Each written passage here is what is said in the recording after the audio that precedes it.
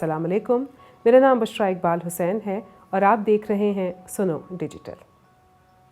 पाकिस्तान में दिसंबर का महीना कुछ तल्ख और तकलीफ़ दह यादों के साथ आता है, जहाँ पूरी दुनिया के लोग वेकेशन की बात कर रहे होते हैं, हॉलीडेज़ की बात कर रहे होते हैं, सेलिब्रेशंस की बात कर रहे होते हैं। वहीं हम अपने कुछ खुफ्ता दुखों को दोबारा से ढूंढ रहे होते हैं और उन पर मरहम रखने के लिए दवा तलाश कर रहे होते हैं। कहते हैं ना, थे बहुत बेदर्द लम्हे ख़त्म दर्द इश्क के, थे बहुत बेदर्द लम्हे ख़त्म दर्द इश्क के, थीं बहुत बेमहर सुबह मेहरबां रातों के बाद। सकूत ढाका एक ऐसा सुलगता हुआ ज़ख्म है जिसको हम जितनी बार पलट कर देखते हैं उतनी बार तकलीफ़ होती है। लेकिन इस वाक़े ने इससे मुताल्लिक़ इंसानों की ज़िंदगियों पर किस तरह के असरात मुरतब किए, ये जानने के लिए आज के इस प्रोग्राम में हम आपकी मुलाकात करवाएंगे एक ऐसी शख्सियत से जिन्होंने वो तमाम वाक़यात ना सिर्फ ये कि अपनी आँखों से देखे, अपने कानों से सुने, बल्कि अपनी रूह पर उसके ज़ख्म महसूस किए, उस तकलीफ़ को सहा। हमारे साथ senior journalist, senior broadcaster Mushtaq Siddiqui साहब मौजूद हैं। अस्सलाम वालेकुम। वालेकुम अस्सलाम। मुश्ताक साहब, मैं कुछ भी पूछने से पहले ये पूछना चाहूँगी, मुश्ताक सिद्दीकी साहब कौन हैं और उनका ईस्ट पाकिस्तान से क्या नाता है? हाँ, ये बड़ा मुश्किल सवाल है, इसलिए कि 70-74 साल के बाद इंसान की जो शख्सियत होती है उसके कई तह दर तह पहलू होते हैं। अगर उनको बयान किया जाए तो बहुत सारा वक्त चाहिए होगा, लेकिन हाँ, मशरक़ी पाकिस्तान में था मैं, इसलिए कि मेरे वालिद हिजरत करके वहीं गए 1947 में, और स्कूलिंग मेरी वहाँ हुई और मैंने कॉलेज की तालीम भी वहीं हासिल की। लेकिन इस दौरान में पढ़ाई के दौरान एक शौक़ महसूस किया कि वो सहाफ़त के साथ, अदब के साथ है। इंशाइये लिखने लगा, थोड़ी बहुत शायरी वायरी भी करने लगा, क्योंकि वहाँ सहाफ़त, उर्दू सहाफ़त बहुत महदूद थी। ढाका में एक अख़बार निकलता था, इसलिए मैंने जब बहुत ज़्यादा ख्वाहिश हुई तो मैंने एक अख़बार ज्वाइन किया और वो लाहौर का अख़बार था, नदाए मिल्लत। तो उसका मैं वहाँ कॉरेस्पॉन्डेंट बन गया। फिर मैंने जसारत ज्वाइन किया, उसका कॉरेस्पॉन्डेंट बन गया। तो वो भी लाहौर का था अख़बार। वो निज़ामी साहब थे नदाए मिल्लत के एडिटर और अल्ताफ़ हुसैन कुरैशी साहब थे जसारत के एडिटर। तो सहाफ़त में मैं दाखिल हो गया पूरी तरह। लेकिन वहाँ चूँकि कोई अख़बार नहीं था खुलना में, एक हफ्तरोज़ा निकलता था वो कौम के नाम से, खुलना से, उससे मैं नायब मुदीर की हैसियत से मुंसलिक हुआ। लेकिन जो शौक़ था वो ज़्यादा था, इसलिए मैंने रेडियो पाकिस्तान ज्वाइन किया, जो वहाँ रेडियो पहले खुलना में कायम हुआ। तो उस स्टेशन को ज़ाहिर है कि लोगों की ज़रूरत हुई। जब लोगों की ज़रूरत हुई तो उन्होंने ढूंढना शुरू किया। एक उर्दू का, सारा स्टेशन ही बंगाली सर्विस था, लेकिन एक उर्दू का प्रोग्राम चूँकि उन्हें करना था, तो उन्होंने शुरू किया ढूंढना, और वो ढूंढते हुए मेरे पास आए और इस तरह मेरा रेडियो पाकिस्तान से ताल्लुक़ वहाँ बना। मैं वहाँ ख़बरें तर्जुमा करता था और ख़बरें पढ़ता था। तो इस तरह रेडियो में आया। और मशरक़ी पाकिस्तान से जब मैं मग़रबी पाकिस्तान आया 1972 में, तो यहाँ भी रेडियो पाकिस्तान रावलपिंडी को ज्वाइन किया। तो रेडियो, सहाफ़त, प्रिंट मीडिया, यही मेरा शौक़ और मेरी एक तरह कहें कि मेरा पेशा भी बना। और आपका ताल्लुक़ जो है वो ईस्ट पाकिस्तान से इस तरह से बना कि असल में आपका चूँकि बचपन, जवानी वहीं गुजरी, करियर का आगाज़ वहीं से किया, तो आपके तो बहुत दिल से करीब होगा। दिल से तो बहुत करीब था, क्योंकि मैं एक तरह से यूँ समझें कि वहीं होश संभाला اور ان لوگوں کے ساتھ ہی بڑا ہوا جنہیں ہم یہاں بنگالی کہتے ہیں، اور وہ بنگالی ہیں، بنگلہ زبان بولنے والے. وہ لوگ میرے خیال میں انہیں سمجھنے میں تھوڑی سی غلطی لوگ کرتے رہے، ان لوگوں کو سمجھنے میں. پورے پاکستان میں جو تعلیم کی شرح تھی وہاں سب سے زیادہ تھی، اس لیے وہ بیوقوف لوگ نہیں تھے، وہ پڑھے لکھے لوگ.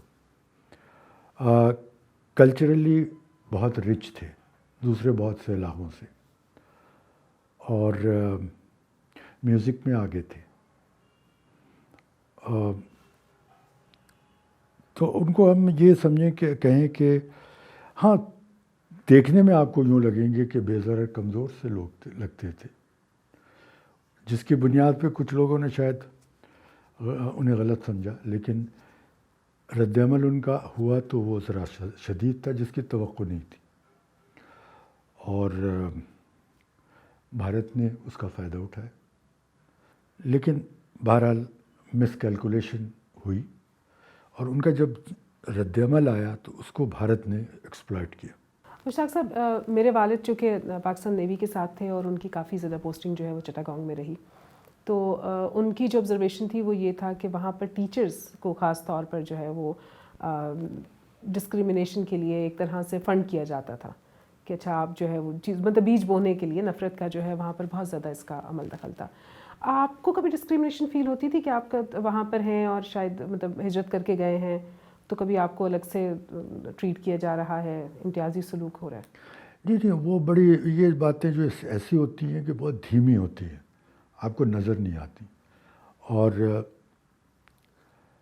میں اسکول میں پڑھتا تھا تو جیسے میں 7ویں جماعت میں گورنمنٹ اسکول میں پڑھتا تھا، تو 7ویں جماعت کے 2 شعبے تھے، 7th A اور 7th B، ایک بنگالی اور ایک اردو اسپیکر. اچھا، مطلب یہ ڈسکریمنیشن تو اس کا مطلب ہے کہ وہاں پر شروع ہو ہو رہی گئی. تھی. تو یہ تو بہت ہی سافٹ سی تھے نا، لوگوں کو نظر نہیں آتی تھی. لیکن جب آپ خود اس کو 2 کلاسوں میں الگ الگ کر کے بٹھا دیں گے تو آپ نے الگ کرنا تو شروع کر دیا تھا، بجائے اس کے کہ دونوں ایک ساتھ بیٹھتے اور صرف زبان کی کلاسیں، اگر اردو پڑھنے والوں کے لیے الگ اور بنگلہ کی، ایسا نہیں تھا. میں بڑی غلطیاں کی گئی. وہ پورے لوگ بنگالی اردو بولنے والوں سے، اردو لٹریچر سے، اردو سنیما سے بہت قریب تھے. ہاں اور اردو سنیما سے قریب تھے جس کو یہاں لوگوں نے محسوس کر کے استعمال نہیں کیا. وہ ان سے گفتگو کا ایک بہت اچھا ذریعہ تھا. بنگال کے لوگ جو اردو بولتے ہیں یا سمجھتے ہیں وہ اس وجہ سے کہ وہ اردو فلمیں دیکھتے تھے، اردو پڑھتے نہیں تھے، یا وہ ہم سے بات کرتے تھے اردو بولنے والوں سے، جو کہ بہت کم ہوتا تھا.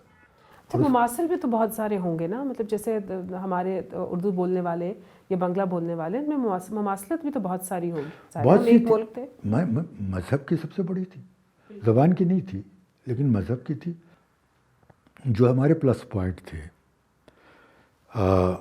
کہ ہم ان کے ساتھ بیٹھے ہوئے تھے، ہم نے ان سے گفتگو نہیں کی. وہ پاکستان کو کچھ اور سمجھتے رہے، ہم پاکستان کو کچھ اور سمجھتے رہے. یہاں ہم دارالحکومت بنا رہے تھے اسلام آباد میں، تو وہاں بددلی تھی کہ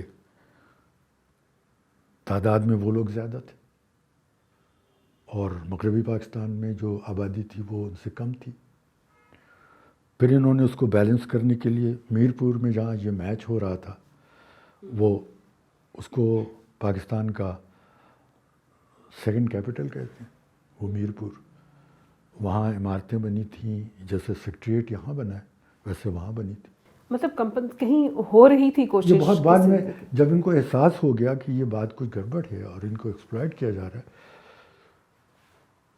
اور وہ بات ہاتھ سے نکل چکی تھی. آپ بہت نوجوان تھے اس وقت میں، تو آپ کے جو دوست احباب جو آپ کے ساتھ کے لوگ تھے، کیا سقوط ڈھاکہ پر ان کے بھی جذبات ہماری طرح تھے؟ کیونکہ جو میں نے پڑھا ہے، جو میں نے سنا ہے اپنے بڑوں سے، وہ یہ تھا کہ یہاں مغربی پاکستان میں تو شاید ہی کوئی گھر ہو جس میں کہ دکھ نہ ہو.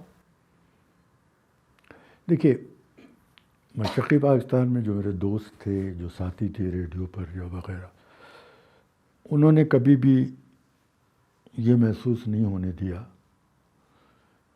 کہ وہ ہمیں کسی دوسری نظر سے دیکھتے ہیں. یہ سیاسی لیول پر تھی یہ بات ساری.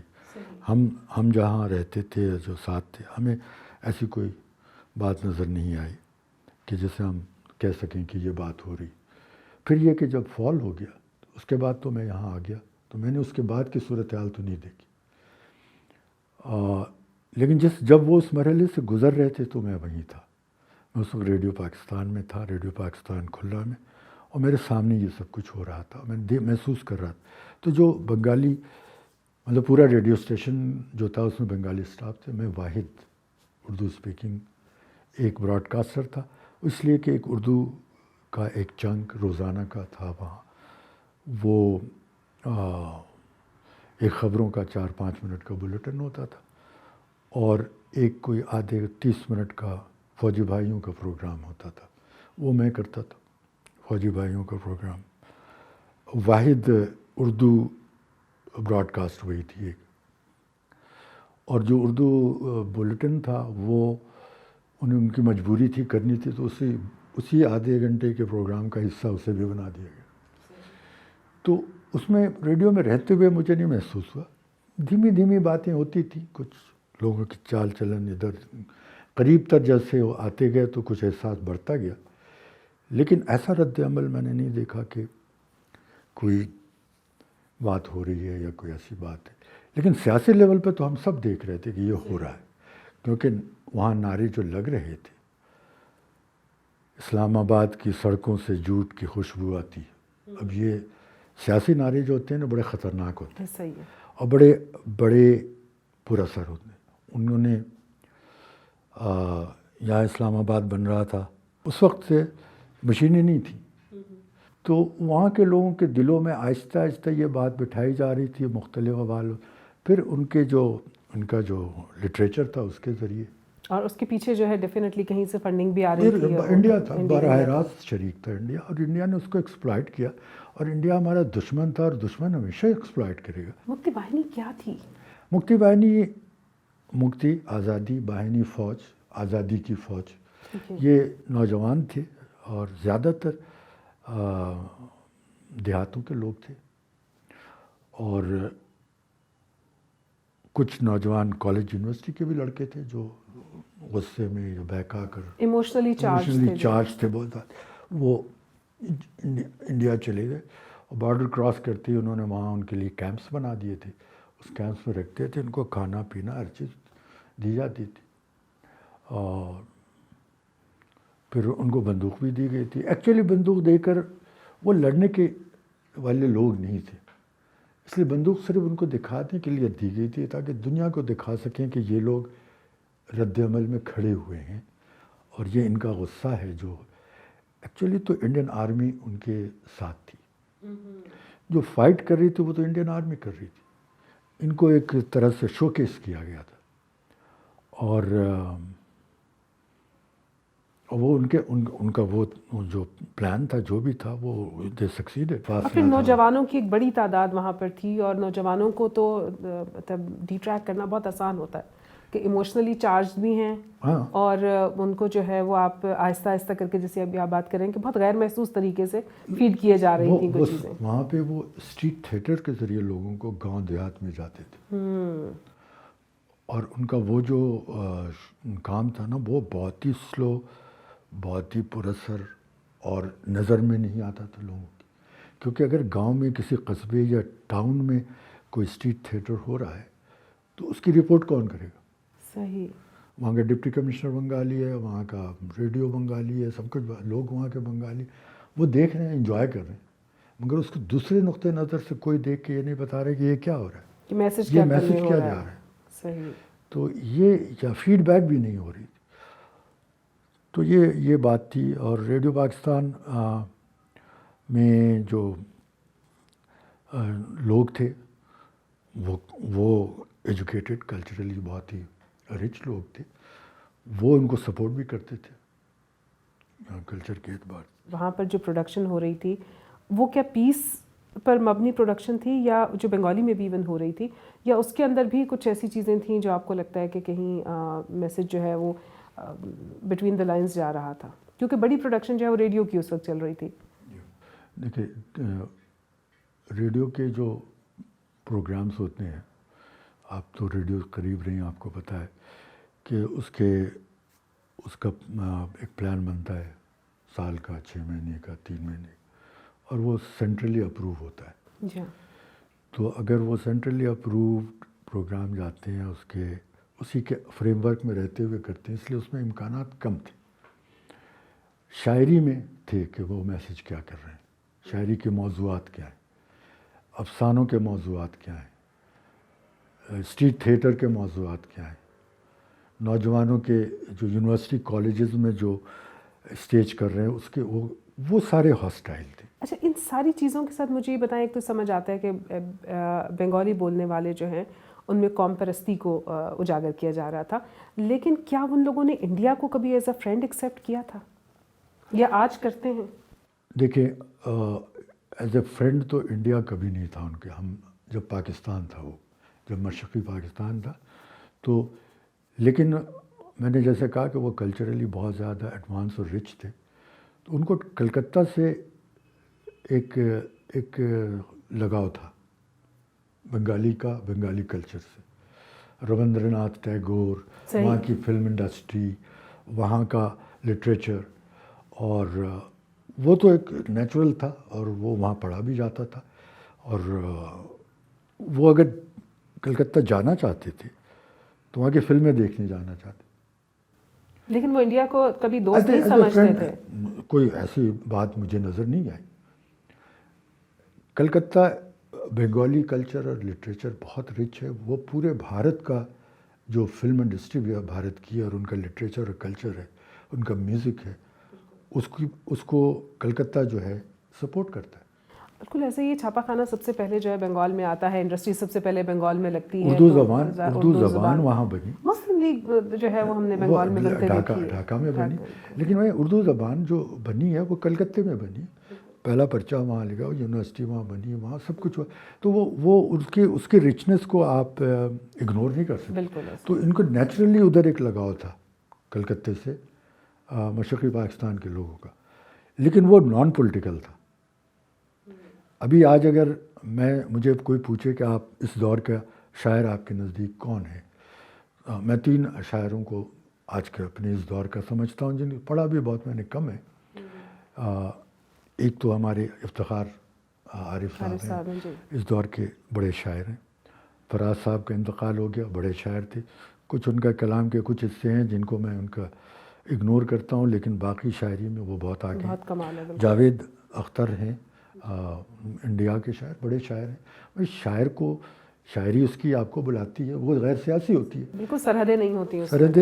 اور وہ بھی یہاں سے لوگوں کو اپیل کرتے ہیں. وہی حال وہاں بھی تھا. اچھا سر، اتنی دفعہ ہم نے کھلنا ریڈیو اسٹیشن کا ذکر کر لیا. کھلنا کیسا شہر تھا، کیسی جگہ تھی، ریڈیو اسٹیشن کیسا تھا؟ اور بالکل نئی عمارت تھی، نیا اسٹیشن شروع ہوا تھا ملتان کا، اور کھلنا کا شاید ایک ہی دن افتتاح بھی ہوا تھا. جی ہاں، کھلنا ایک چھوٹا سا ٹاؤن تھا، اور اس کی اہمیت اس لیے تھی کہ سندربن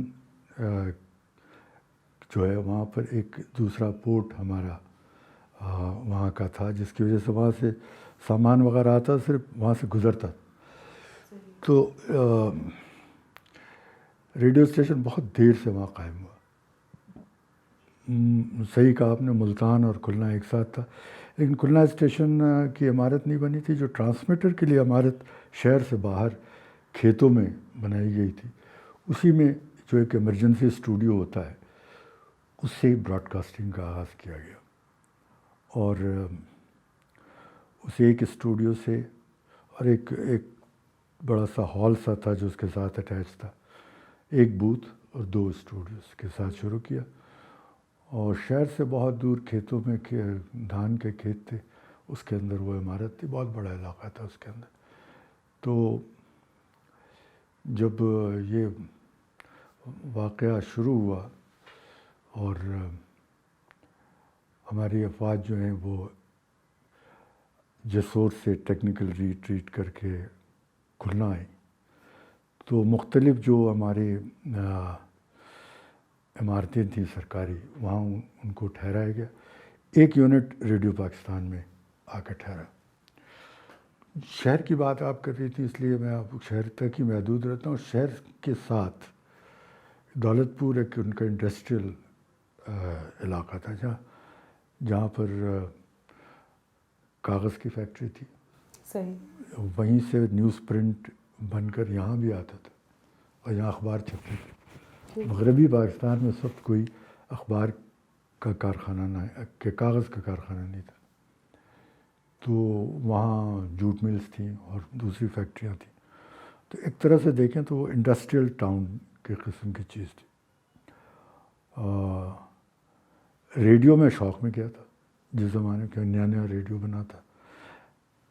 شوق تو تھا لیکن دسترس میں نہیں تھا ریڈیو میں، کون پہچانے گا مجھے اور کون کہے گا۔ لیکن بڑی دلچسپ بات یہ ہوئی کہ میں ایک چھوٹی سی لائبریری تھی اردو کتابوں کی، اس کا میں سیکٹری وغیرہ تھا، تو میں بیٹھا ہوا تھا، تو ایک دن وہ خود آئے، گاڑی رکی، ان کے سینئر پروڈیوسر صاحب آئے اور وہ ڈھونڈ رہے تھے کہ کوئی ان کو ایسا آدمی ملے جو خبروں کا ترجمہ بھی کر دے، پڑھ بھی دے۔